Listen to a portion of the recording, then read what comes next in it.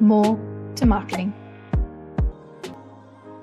Welcome to More to Marketing, the podcast that explores marketing, product, and everything business.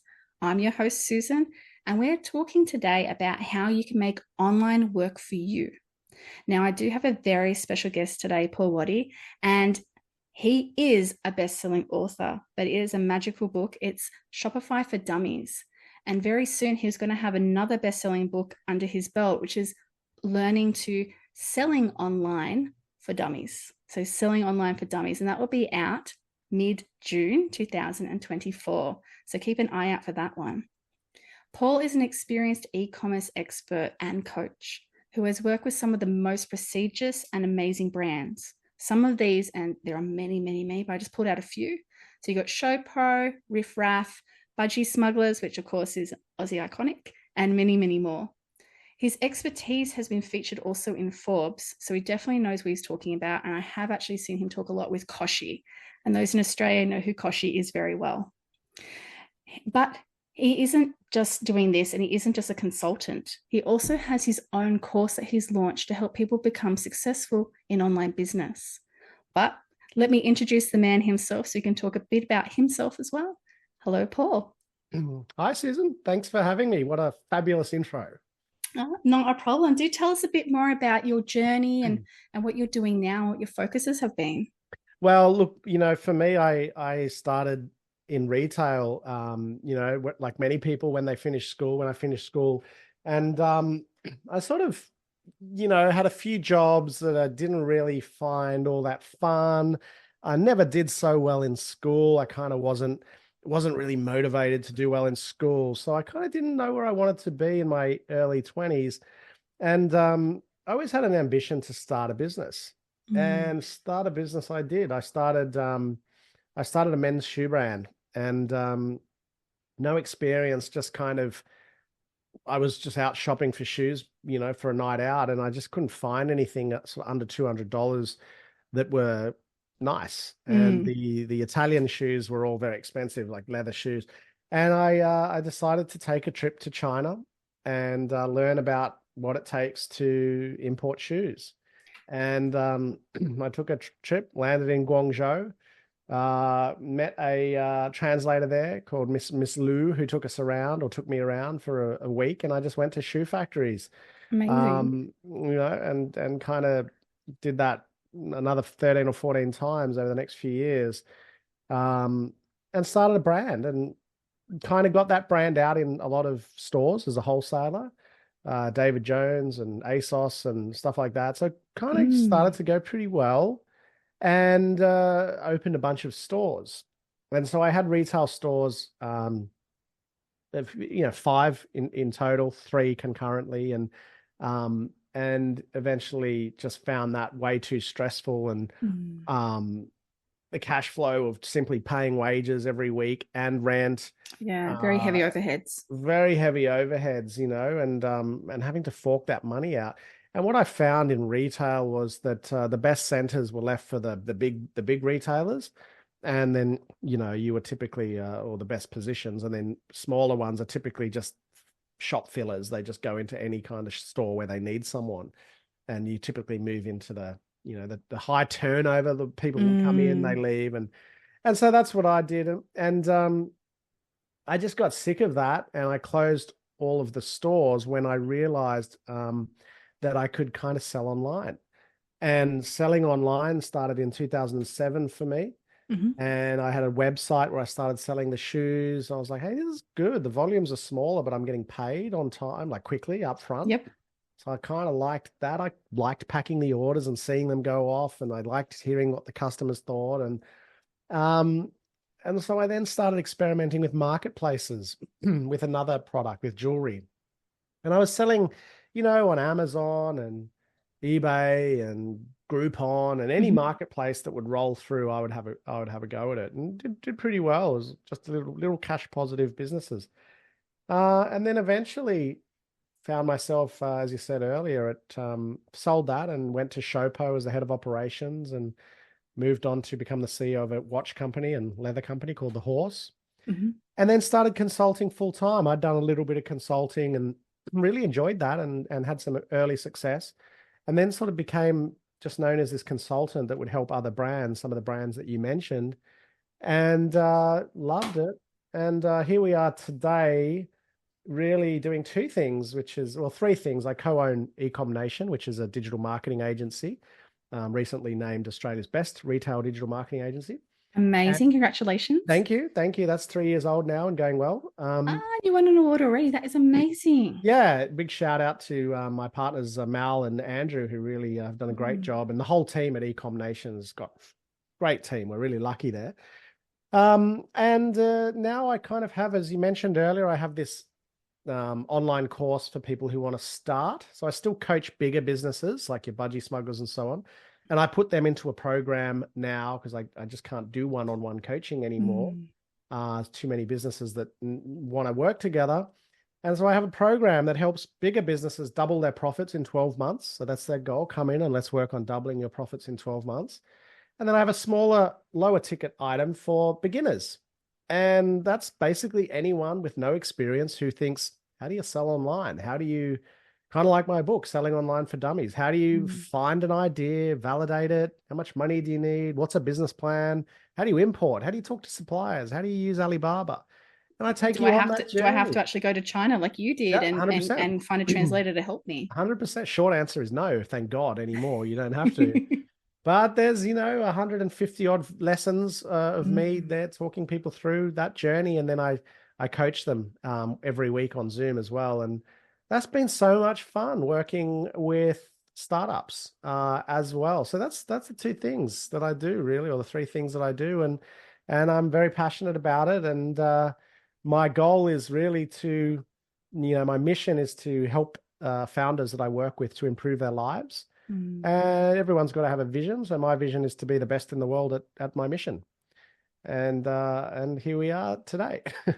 I love it because clearly you've had so much experience with all these different brands. You've done it yourself as well, which is one of the unusual things when you look at coaches. A lot of them have got their MBA or done a course in it, but don't have the practical knowledge where you've been there, you've been through it. You can actually really empathize and put yourself in their shoes to help them achieve whatever their goal is, double or just starting, whatever it could be. So I really do applaud you on that because that's amazing to be able to do that and also revitalize yourself. You guys can't see him, but he's got the biggest, cheesiest grin on his face the whole time he is talking. It's if I laugh because like sometimes people, especially on Facebook or Instagram, or whatever, like, well, why don't you do it instead of teach it? I was like, exactly. Brother, I've done that for 10 years. I was doing it at 23. And I'm still doing it. I love trading, so I'm still been working on a startup as well. So I'll never stop, trying to do something in e-commerce, basically. You've got the bug, don't you? Oh yeah, 100%. It's just unbeatable. It's like, it's only 20% of total retail. So that's like, if you think about that, we could start an online business this week and like in 20 years, which is crazy, you still be looked at as like an early adopter because like I look at my kids, they're using iPads at 3 or 4, better than me. Crazy. So it's like, how could we possibly think that in 10 years, e-commerce will suddenly go backwards? It's going to get more digital, whether we like it or not less, podcasts and so on. We're just becoming digital. And so I just feel like anyone who's in here now, it's like a golden age of commerce. It really is. And it'll get harder in 20 years. So get in now and change your life and the life of your kids and grandkids and great grandkids, because it's kind of like what do you call it? When you're gold hunting for prospecting. Prospecting. When there's a gold boom or whatever it's called. Exactly. Someone struck gold and everyone flocks in. So that's kind of the boom that we're in. Fantastic. And it leads in perfectly for my first question. And that is how you've actually seen the space of e-commerce change over the last 5 years. Because you're saying that we're still in the early adopter phase when it comes to online, as 20% of sales are going through there.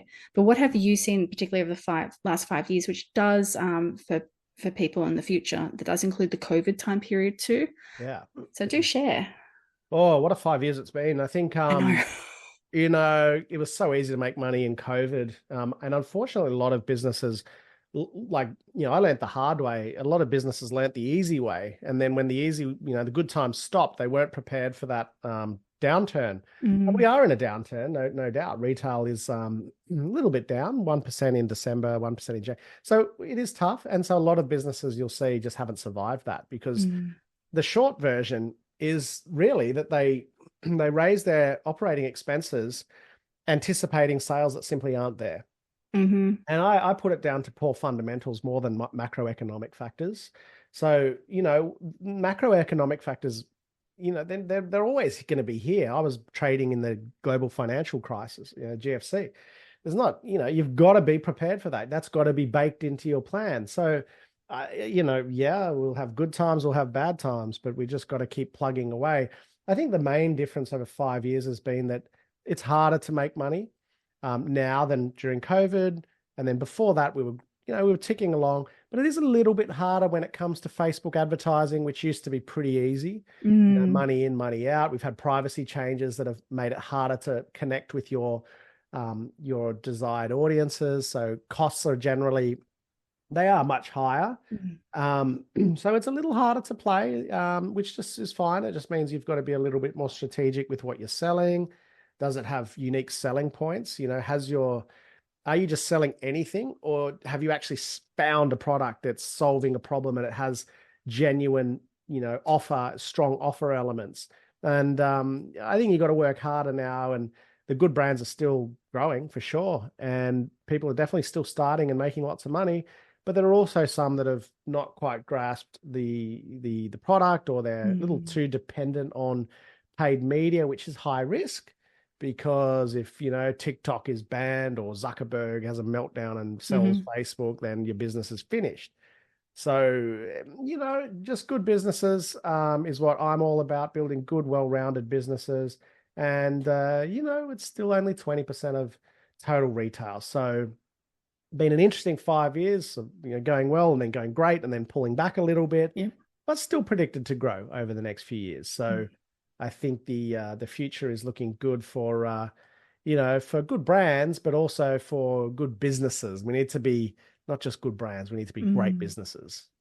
And I completely agree with your point there in regards to future proofing by doing realistic budgeting, particularly when it comes to expected sales that will then turn into revenue.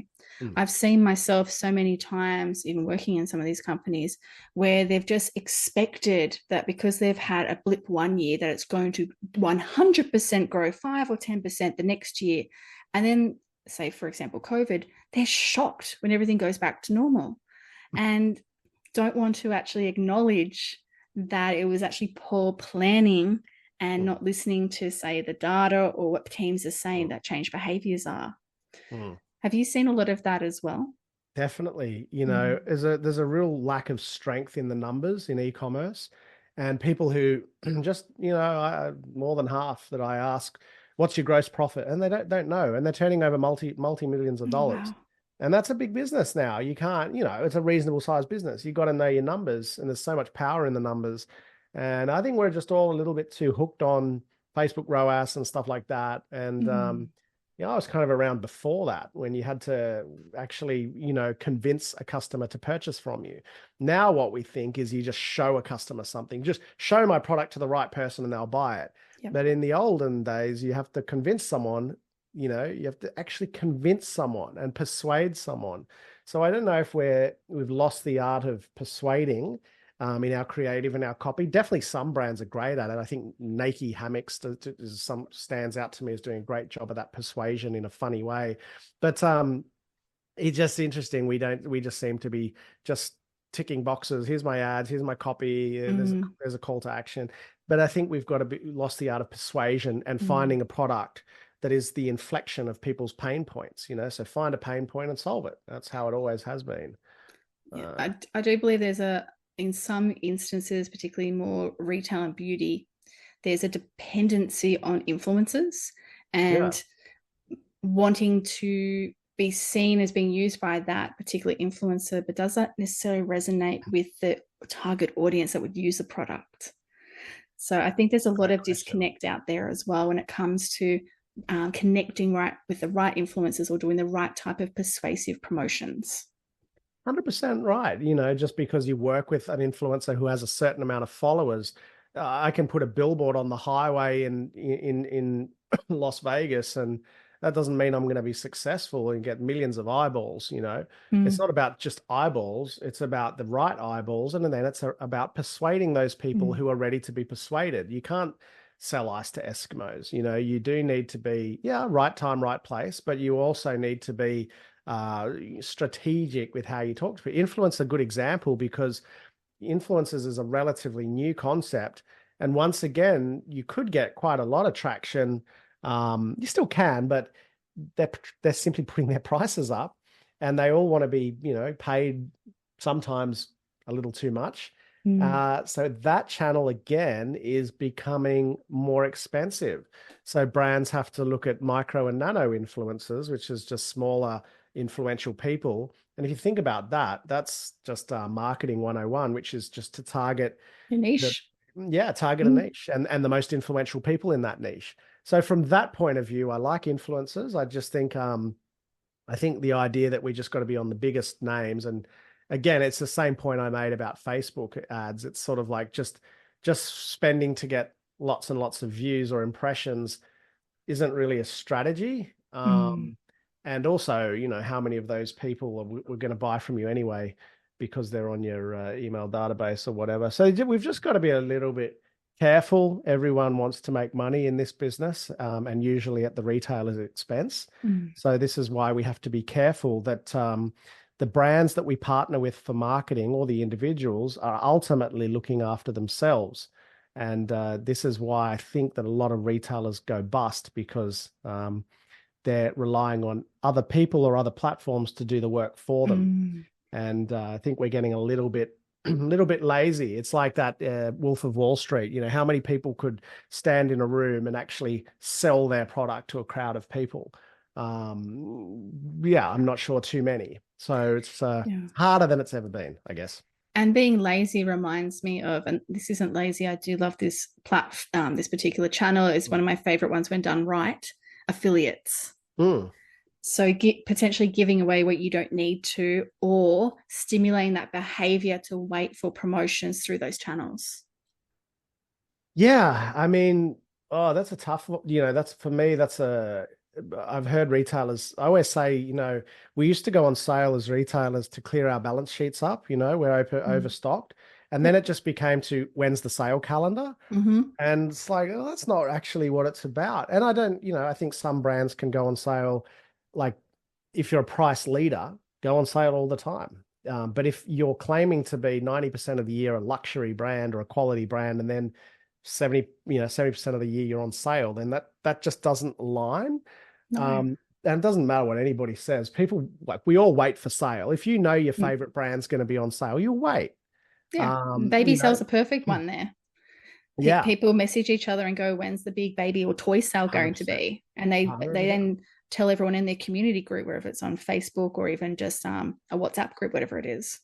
Of course, that's right. That's exactly what happens. And again, like if that's your Mm. strategy going into business, that's okay. If you're a price leader with high margins and whatever, but certainly not a place that I want to be. Most of the brands that I work with are individuals or couples that have started a business and they're whatever. If you're going price leader, you're going up against your Walmarts, your Targets, your Kmart's, your Mm. Coles, your Aldi's, your Office Works, your JB Hi-Fi's. I don't want a bar of that. I don't want to be anywhere near that because unit economics will tell me that they'll get much better margins than we're getting. And I know that, sometimes we have our own brand, but is our brand replaceable? Most of them are. Mm. So, if you've got a special brand or special product, that's fantastic. That defends you against all of that, but then you don't need to be a price leader anyway. But it's I just discounting more than sort of 3, 4, 5 times a year is like you've probably got an inventory problem, Mm. or your fixed costs are so high that you have to discount to cover them. And a good reminder for everybody is that we should judge our businesses on our worst month, not our best month. And that's like November rolls around and everyone's, posting screenshots of their Shopify sales dashboards. And it's like, well, show me in January what your numbers look like. And Exactly. and it's fine to break even in your worst month, but certainly you don't want to be losing, throughout the year. And then November comes and you stay afloat. You're like, oh, thank God my bank account's full. And Mm, then you go through 11 months of hell again. And then you cut. And that's just a cycle that I'm talking about because I see it a lot. But if we're just clever and we focus on, my worst month is January, I scrape through with a 3% profit, but then it gradually grows through the rest of the year. That's fine. But let's put our businesses under the stress test and be a bit harder on ourselves. Let's judge by the worst month, not the best month. yeah. And I know when it comes to a lot of people out there creating websites and everything, when they haven't done it before, they may just slap together a website and not understand what expected sales will look like. So it can Yeah. be hard for them. Naturally, this isn't the best strategy because you don't know what to forecast against. You don't know maybe what you're doing in some cases because you haven't done courses or read enough about it. But for those ones that are doing those that don't have those numbers to go back on, what game plan should those e-commerce sites have in mind, and what should they avoid as well? Yeah, I mean, it's a good question. You're so right. You think just because you can open a website doesn't or build a website doesn't mean you should. Mm, It's like, the example that I use is, and Shopify is great. Like I wrote this book on Shopify. It's made it so easy to open up to build a website. But it's like I say, just because I know where to find the timing belt in my car, it doesn't mean I should go ahead and change it. I give due credit and respect to mechanics because that's what they know how to do. It's the same as the same reason I don't cut my own hair. I can do it. I've got a pair of scissors. I've got a mirror, but not going to go too well for me. I know. Again, while we're on audio, everyone, he may have tested that theory. Yeah, I have tested it. Not lately, thank God, but I have tested it. But it's the same concept. So if I Mm, want to be in e-commerce, I've got to learn the trade. mm, Like no no, there is shortcuts, but I don't think you should take them. I think it's about doing the groundwork. And it's a funny thing, Susan. Like you ask a lot of businesses, and I speak to heaps. I usually start with like a 10-minute triage call to suss them out a little bit, and you sort yep. of ask a few questions and like if you sort of say, yeah, well, so what's your conversion rate? And they're like, oh, What's that? okay, yeah. What I think, where do I find that? Listen, you need to go back and read the book because there's a lot to do. I think like lifetime value, customer acquisition cost. There's not repeat purchase rate. These are metrics you need to know. These are things you need to know about your business if you want to have a great business. And I'm assuming if you're in business, you want to have a great business. Mm, And how can you have a great business if you don't know some of the fundamentals? And like talk about conversion rate. There are so many things that go into conversion rate um, outside of like what Shopify theme you choose. There are so many things. Do you even know when your conversion rate is declining? Do you even know where to look? Do mm, you know how to use Google Analytics? So there's a lot of fundamentals. In my course for beginners, I have a quiz at the end of each module. And I literally say, if you don't pass the quiz, like 10 out of 10, go back and do the lesson again. Because part of it is, I was watching something the other day that said if we spend 16 minutes a day focusing on something, by the end of 12 months, we'll be better than 90% of the population. wow. So at that thing. Yep. And so let's make e-commerce that thing. Like let's just Yep. spend 16 minutes a day on it and let's get really, really good at it. Better than the rest, because that'll increase our chances of success. And I just play averages. I'm like, well, if I do these things and follow these rules and read up on it, I have a better chance of succeeding than if I don't. Mm, So that's all I do is just try and work really hard at, learning things and learning a system that works for me. And then just, like in my course, like I can't guarantee you success, but I can safely say that if you follow the course and what it's about, you have a pretty good chance of success at the end if you've dropped a pretty decent product in. exactly. Because you're actually listening to advice Mm. and learning what pieces need to be put together for that puzzle so that when you put it together, you've got the best chance when you go out and then market it to whoever your target is. Exactly. It's all about increasing your chances. And Mm, why would I open up an online store selling a product and I've sought no advice from anyone? I just think, you know, it's like Homer Simpson who started his internet business and then couldn't answer any questions about it. It was just like, can I get paid now? Well, it doesn't work that way. It's harder than that. And a lot of these smaller ones, that open, I'm going to assume, are trying to get their costs to cover what their corporate wage would have been if they were in a role before and then they decided to go out on their own. So that there's got a lot of risk involved to ensure that you're actually going to be able to match or exceed what you were getting, because no one wants to not necessarily go backwards unless it's part of like a lifestyle plan. Yeah, no one wants to, but often they do because they either quit their job too early Mm. because they think they just, again, this like, I've got a business now, I need to focus on it. But being profitable, which is what I'm all about, starts from that, making that decision.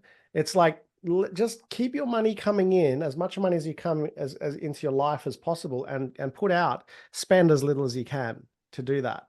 And that includes a dual wage. If you've got a wage coming in, why would you cut that off and then take money out of your business? You keep going until you're at break point. Keep going until you're at the stress, put your business under a little bit of stress. Like, I can't do it anymore, then hire. But taking the easy option and sort of saying, oh, I'm going to cut my wage and things will be fine. That's not the case. And that's a big thing. Not too many founders are definitely not paying themselves an adequate wage. And I think a lot of them forget to as well, to make sure they get paid first before they then look at what the profit is.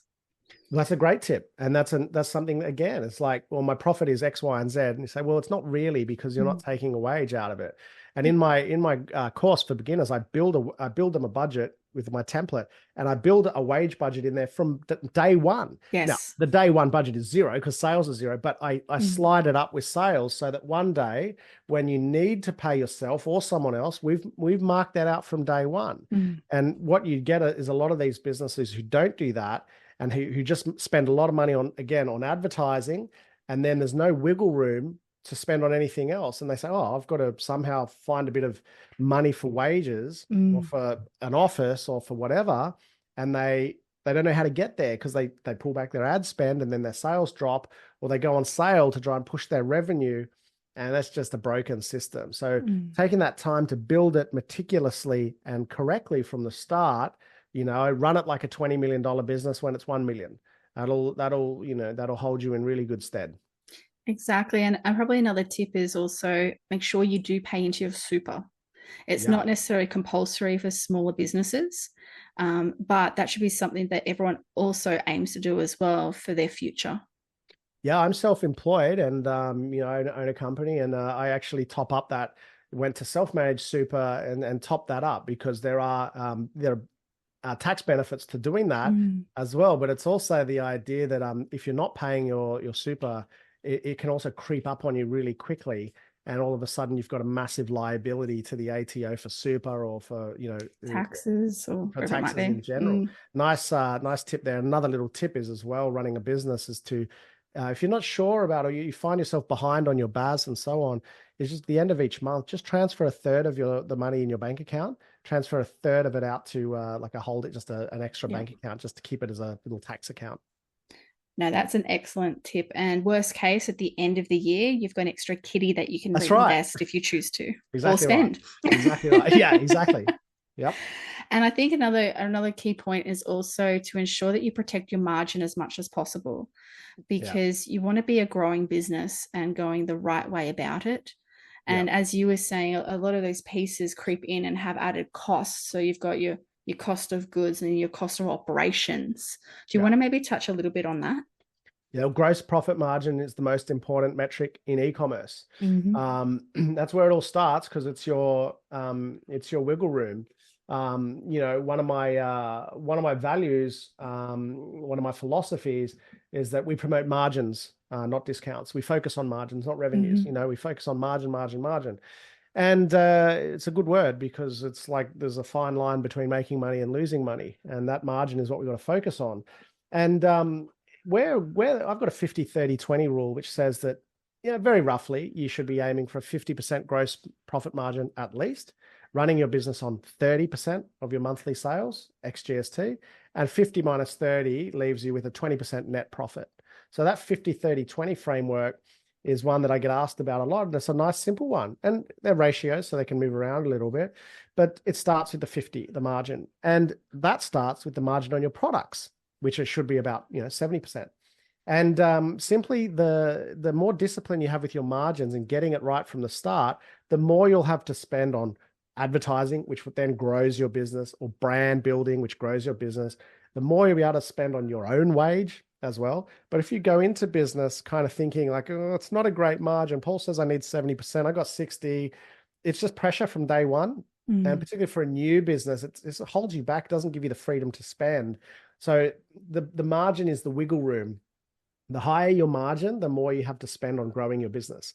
The lower your margin, the more pressure you have and less money to, like, you have less money to invest in growth, but because of your lower margin, you need the growth. You need volume in order to make a small margin pay off for you, but you don't have the money to invest in the growth. So the best businesses I've ever worked with are high margin businesses that generate lots and lots of cash, even when things aren't so good. And that's again where margins come in. Even when sales aren't amazing, the margin protects you and makes sure that there's still enough room to pay your bills and pay yourself. And this is where, when you do your due diligence, be honest. Is this actually going to work out to be a profitable business in the long run? Because if you're not honest up front about how these different margin ratios work out, and you don't necessarily have a very different, unique selling proposition than others, you might come in pink where everyone else is in black or whatever it could be. You've really got to make that decision of, should I go into business? Is this the right product or service, or should I actually pivot and find what's actually needed so I can hit these little targets I've got to ensure success as much as I can? Yeah, that's a great point, because that's where it starts. My wife thinks that I can be a little bit brutal at times, because people will come to me and say, well, this is my idea. Particularly my friends will come to me, and I say, that's a terrible idea. Yeah, I can see you doing that with a barbecue. Yep. Yeah, I was like, that's a really bad idea. Or if I'm being more tactful, like, oh, it needs a bit more thought and a validation. Have you validated that? Because you think it's a good idea, but my line is, have you validated that? How have you validated that? And so, but you're right. We kind of just think, oh, no, it'll be right. Hold the mirror up to yourself and, be a harsh judge, because being a harsh judge early days might end up saving you a lot of money and time. Yeah, and time. And it's funny, like, there's a lot of courses out there which will just say, start your business and go for it. That's a trending product. And I'm kind of like, I'm happy to say to the students in my course, I'm like, listen, I'm a bit of the anti that at sometimes. You're going to feel like sometimes I'm coming down on you, because I am, because my job is serious. I want you to make money or save money, and that starts right now. So I'm not going to say, hey, that's a good idea. Go for it, man. Just spend more. I'm not going to say that, because that's reckless. And I've been there at 23 and understand that you give people that wrong advice. Some of my students are borrowing money from their parents to start, and it's their last money. You can't be going around giving that sort of advice. The reality is business is hard. Not every idea is a good one. But there certainly are steps that you can take to give yourself a decent chance at success. I completely agree. And I think part of that comes also down to the role technology plays. So how have you seen if technology used effectively and efficiently to create online businesses? And probably the biggest question, does it help with scaling as well when you get to that? Yeah, absolutely. One of the foundations of what I teach is about control, like getting control for founders. I've got them on my screen here. The 4 things that founders look for is money, control, freedom, and scale. And one of the ways that you get control is through automation and process. Now, not all automation needs to be machinery and AI. Like, there's KPIs that can be written out, there's standard operating procedures.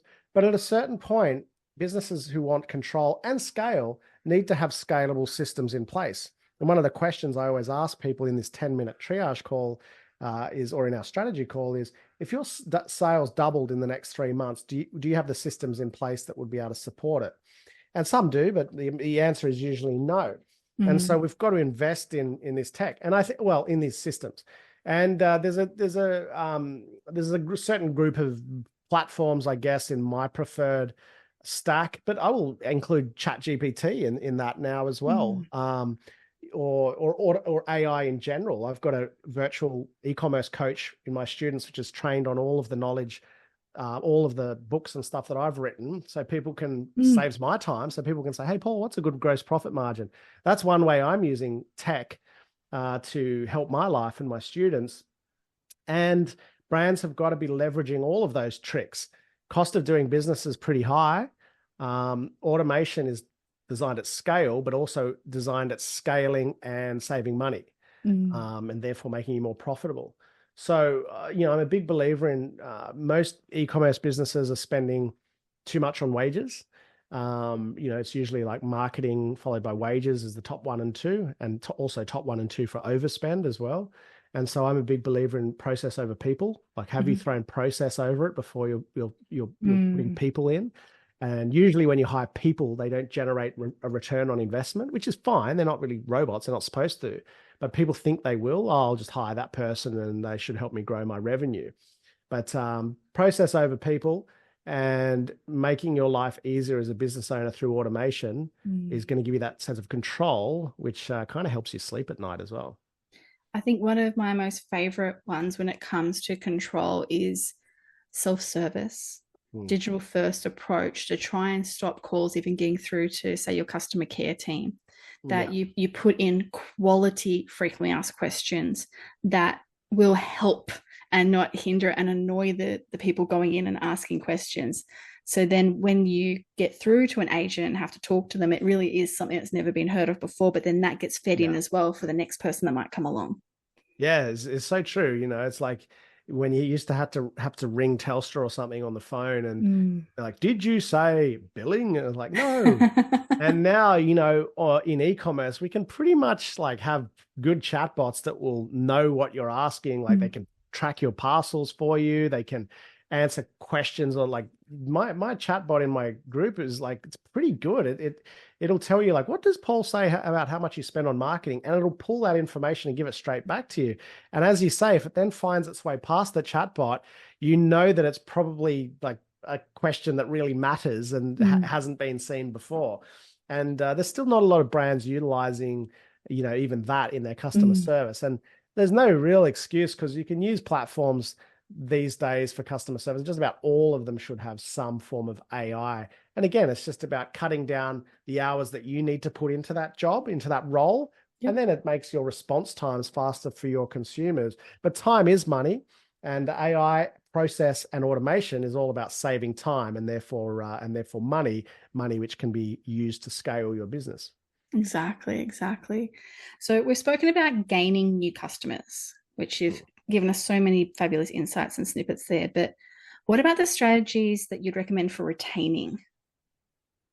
Yeah, I mean, retention is like probably a little under focused as well, because I think people tend to think that if they have a decent email series, or a decent, sending 2 or 3 emails a week, that's probably enough.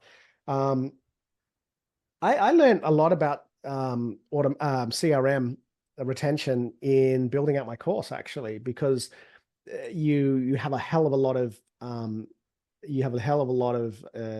different scenarios that a customer can take. Look at a product, don't purchase the product. Look at a product, refund the product. Visit the website, don't look at the product. And so I kind of dug right into all the different journeys that people can take after visiting your site, let alone after making a purchase. I think there's a lot of tech that can make CRM helpful, like, whether that be Klaviyo, Yotpo, or, who SMS, but whoever you're using as part of your retention strategy. But retention really starts through loyal customers, right? So how do you make a customer come back? Well, you treat them really, really well. That's how you make them come back. They're not going to come back because you've retargeted them 10 times in a row. They're going to come back because you had a fantastic experience. And I think there's a challenge out there for brands to ask themselves, how do you create that magical experience? And there's an idea in the customer experience. Like, if you have a bad experience with a brand, you won't come back, right?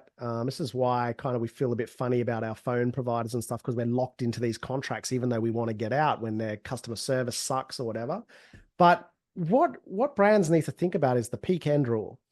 And the peak end rule is a rule that says that individuals have a memory bias, and that memory bias is defined by the most emotionally intense moment of the interaction.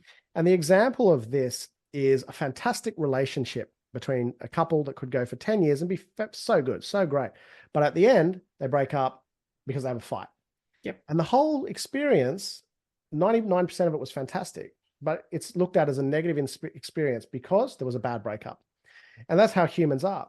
And so the example in e-commerce of how we can combat that is it's okay for you to do a good job, get the parcel out on time and whatever, but there's a challenge there to offer an emotionally intense moment during the process.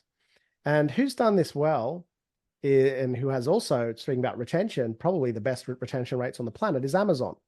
Now, Amazon sell other people's products and their own, but how do they get people coming back? It's not just because they're the cheapest, because they're not always the cheapest, but gee, they blow you away with their logistics experience. I know that same day delivery is just nuts, particularly if you've got little kids and you've got to get something delivered and you can't get out, whatever the situation is. You know, you can go there and they'll have it to you that day or even on a Sunday. Yes. And for that reason, personally, I'll shop there for that experience and even pay a little bit more. And so what they've worked out is that emotionally intense moment, like, oh my God, that look at us, we're talking about delivery, you know, but that's what I mean. It doesn't have to be like a gift with purchase. It could be, but find your way to wow that customer in an emotionally intense moment, which is often where the anticipation is often like, I'm waiting for my parcel. So do you deliver even faster than you said? Do you have the fastest delivery option? I'm not sure, but that's the, you know, do you have beautiful packaging? Again, I don't know. This is for each brand to work out. But the idea I'm getting to is that retention, you could have the most sophisticated stack in the world, but retention starts with how good your product is, because it's got to work. But it also really starts with how you treat your customers. And then you need to have all the touch points in place to ensure that they're coming back and you're retargeting them and you have a great post-purchase experience and all of those great things. And of course, if you're in a business that sells, I don't know, fashion or fast-moving products, the other way that you garner retention is through updating your product quite regularly. So, you know, if you're in, like, let's say women's fashion, you probably need to be dropping product every 2 weeks. So like, great, we got you bought that dress. That's fantastic. How do we get them to come back? Show them something else. Yep. Show them something. Here's something else you might like. So again, this is the area where I get stuck at sometimes with brands who don't want to push out extend their product offering. They just really say, well, your product's really nice, but people only need it every 3 years. But if you show them something else, that, you know, here's our updated collection, here's your casual dress as well as your formal dress. So product drives the accessory attention. That could work that we've just got 100%. In. The best-selling black dress now in grey, you know. These sorts of things also, why did someone come to you to buy a product? Let's bring them back with a product. No, I think that's definitely a great way to look at it as well. Is don't just be stuck on what product it is you've originally launched. Look at how you can expand that out and grow it to your current audience and also new audiences as well. So you can get 2 bites of that cake. That's 100% right. You'll acquire new customers and you'll bring the old ones back. And that's essentially the job, is to keep acquiring new customers and bring back the old ones. And the old ones have seen your product. They probably don't need it again, unless you're like a food or a perishable product or something. But the chances are that they probably don't need your product again as quickly as you would have liked them to come back. So show them something else they might like. So constantly building out again, it depends what product category you're in, because if you've invented that massage gun, the Theragun, you're fine. You just buy one of those and you're worth $100 million.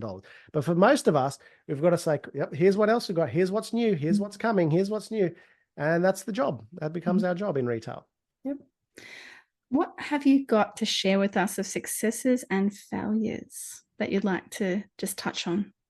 Well, I've got so many failures. That's why we learn from them. Yeah, they're the best lessons. I used to look at them as like, why me? And then I was like, oh, I'm so lucky that I did all these things, because, you know, when I write my newsletter or when I say something on socials or whatever, I always get people write back or comment like, it's really resonated with me. It's like, you know, it's like you were talking to me. I'm like, I know, because I was you. You know, I remember my first shipment to ASOS, you know, big fashion e-commerce store in the UK. I just shipped a container in from China and didn't even contemplate how to pay taxes and duties, let alone accounting for the 20 to 25%, you know, duties that I had to pay. So yeah, basically got the order in, didn't know how to clear it, didn't know how to pay, have the money to pay for it. I once ordered a full container of shoes from China to Australia, and they all came in the wrong color.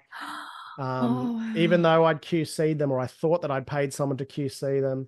Another sneaky one in shoes, just while we're talking about that, is that what some of the factories will do, and like even the big factories, is like if you, good test for anyone listening, right? Go next time you're in the shoe shop. I'm not saying this is all brands. If you're a size 10, compare it to the size 9 and the size 9.5.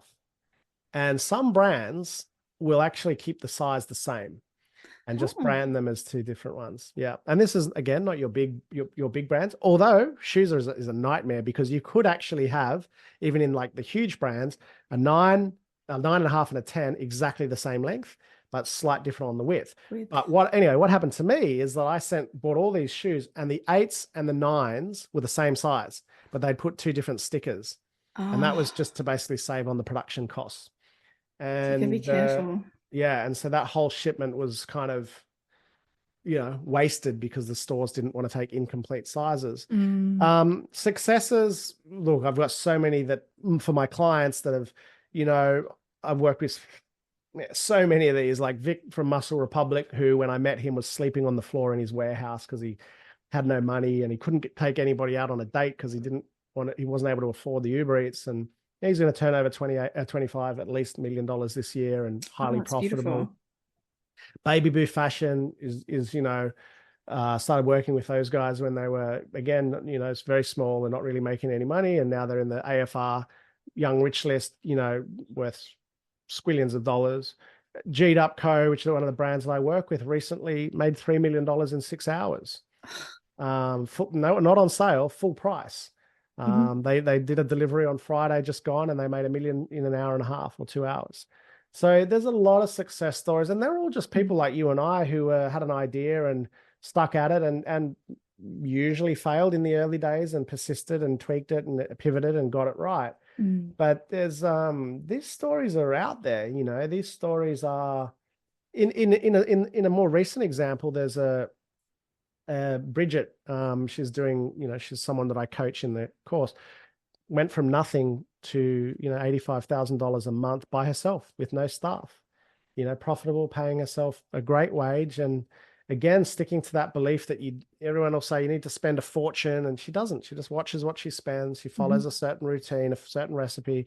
So, for those listening and think, can you start a side hustle and make some money? Well, Bridget's done it, and she's, to 18 months in, is making 85,000 in sales with a 25% net profit with 0 staff and just working from home. No offense, listeners, but I want to know this. I want to do this myself. Yeah. I know, it's not bad, is it? It's amazing. Yeah. And I guess that's part of what excites you, but can you tell us what excites you the most about building online businesses? Yeah, I think it's every single brand that I work with. I have 2 motivations, right?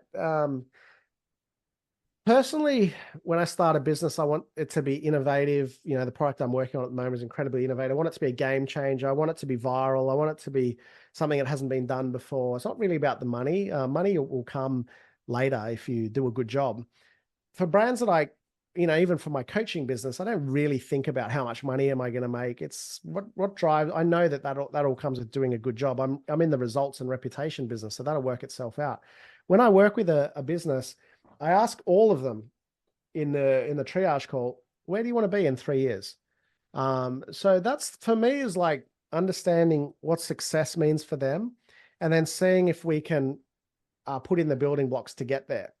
And then getting there is the moment, So it's like sort of seeing 2 of my clients in the AFR top 50 rich list. It's seeing my clients who, a lot of them are couples, a lot of them are seeing them buy that house that they never thought they could afford. If it's a struggling business, seeing them paying off their debts and getting out of trouble, So it's seeing them tick their goals, because that means I've done a good job as well. So it's really like just rewarding. Yeah, and understanding just make sure I know where they want to get to, and then for me that feels like I'm ticking it off as well in a way, because it's not rewarding just invoicing people and then that's it. Like, it's again, for me to be engaged and doing a good job, my clients need to be winning, and I need to know if they're winning in order to really see if I'm doing a good job. Because I can invoice, everyone knows how to invoice. Yep. But it's about what people say about you, and I'm proud of that. And what the brands that I work with say about me is positive, because I work my butt off to make sure that they're winning, and I get pretty invested in their success. I don't doubt that for 1 minute. You seem that you're just so passionate about not just making your own business success work, but for others, and sharing all that knowledge even down to those small businesses to see, like you just said, not sleeping on the floor anymore and not being able to pay for a date. Now being able to buy whatever home he chooses to, and holidays and dates galore, and spoiling himself probably as well.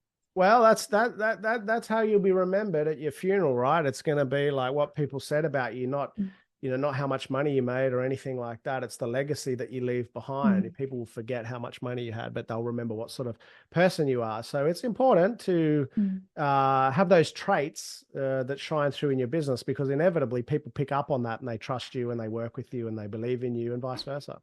Definitely. Now, my final question, which I love to ask. I saw this. Yep.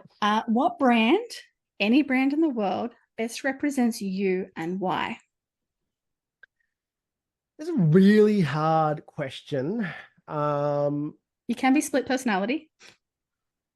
I'm really happy with my new branding, which you'll see on my website, learnecommerce.com. I've just redone it in bright yellow. It's got a lightning bolt and it brings that energy. So I'm really happy with that. That now reflects me. But I would say, in terms of what I stand for from a business point of view, is, and I Googled it before to get the name right, but do you know the sriracha sauce? I think the guy's name is Hoi Fong. One, because I like food, but also because it's a $150 million business that spends nothing on advertising. And that's kind of the goal, isn't it? It's like people just line up to work with you or buy your product because they know that it's awesome. So I think that would be my goal, is just to have, and I don't, that's kind of it. Like, people just want to work with me if they know I do a good job. So I think that guy is just a little old guy, humble Vietnamese American guy, and he's got this, no similarities there, but he's got this $150 million empire that famously he spends nothing on advertising. And that's what I always say, if he's got a bit of merch on his t-shirt, and I've got merch on my t-shirt, but I always say, like, good news travels. If you do a good job, the best way to go viral is do a good job, have a great product, and people will talk about it. So I think that kind of sums up my approach. So I would be sriracha sauce if I were a brand. I love it. And I love that everyone can share you as well. Yeah, that's right. And a bit spicy. Thank you so much. And just to wrap up for everyone else, when you're looking at online businesses, particularly make sure that you get the fundamentals right. Don't be suckered into poor fundamentals where you haven't got a plan. Make sure you do, and that you really understand your business, the good times and the bad times. It's really easy to get focused on the winning month, like December, if you're a retailer, but you need to really be the right judge for your business and look at the worst month and then stress test it to make sure that the groundwork is right for you to succeed over the whole year, and not just depend on a 1 month strategy, because that will fail you in the end. You need to also ensure that you've got a unique selling points, because you want to solve a problem. That is how you can go out there, talk to your audience, and have a real reason to talk to them, because you're solving something for them. You're not just letting it go by the wayside. You're not trying to sell them something. You're helping them solve a problem, which is probably one of the most important things when it comes to products and services. Make sure you really know your numbers. There are so many businesses out there that probably shy away because they think numbers can be scary. Don't be put off. Know them, understand them, have them by rote, so you know all the key ones, and just some of them to think about. And it's not an extensive list, so make sure you know the ones that are right for you and your business. But your gross profit margin, conversion rates, lifetime value, and how this all plays a part of your business's success. You could even looking up Paul's website and looking and understanding what the 50, 30, 20 framework is when it comes to where your margins are and what you invest and where. So you're set up for success from the beginning, because you want to make sure that your idea is going to work and that you're going to be profitable as well, because those margins really are important. So don't always focus on the number, like the revenue. Look at the profit margin and other margins as well to ensure you're tracking for success. If in doubt and you don't understand things as well as you like, there's a simple tip that's been provided, and that's spend 16 minutes a day learning it. Do a bit of research and do that over a long period of time, and you'll start to be a subject expert and feel more confident. And let's face it, 16 minutes most people can put in their diary. If you want to cheat, do 15 minutes, but you can do it. When you're doing your money and you're getting those revenues in and you have to pay things out, ensure to always pay yourself a wage. Otherwise, you're putting your business backwards because it's not a true reflection of your costs. And if you're unsure about taxes and other costs that may come in, throw a third of it aside in a separate account for a rainy day. And worst case, if you have paid everything correctly, that's extra profits you've got there straight away that you can choose to do what you need to for your business. In the end, one way that you can help your business scale and grow is by having great control. Automation is one of the ways that can really help your business. And there's all different ways that you can do it, from creating processes all the way through to doing something very simple, which could be a self-service frequently asked question on the website. It's all about eliminating time and waste so that you can put your time and focus into the right areas, and customers are getting things answered or solved faster. Make sure whenever you're thinking about the experience, think about the future and what you want people to think about you. So often businesses fail by having the last moment with their customer being negative, and that's that lasting taste on the mouth. No one wants that. You want everything to be enjoyable, similar to how Amazon has done this with its delivery. So really think about those emotional cues and how you can make it work for you. So not only could you have customers coming back to you, but then you're going with the power of word of mouth, which, let's face it, you can't put a price on that. And my last tip is going to be extend your product range where you can for complementary products that extend your range naturally. Don't do it for the sake of it, but make sure it's something that you could use for retention purposes or also to acquire new customers, but also ensure that you make sure the margins work out as well. Last but not least, one of the first things Paul said to us, we are currently in the golden age of e-commerce. Join now if you can with the right product that makes sense. Make sure you've done your due diligence as well, but you'll definitely be one of the pioneers if you're able to start joining now. How'd I go, Paul? We got through a lot. There's some good stuff there. We got through a lot. Anything you'd like to add?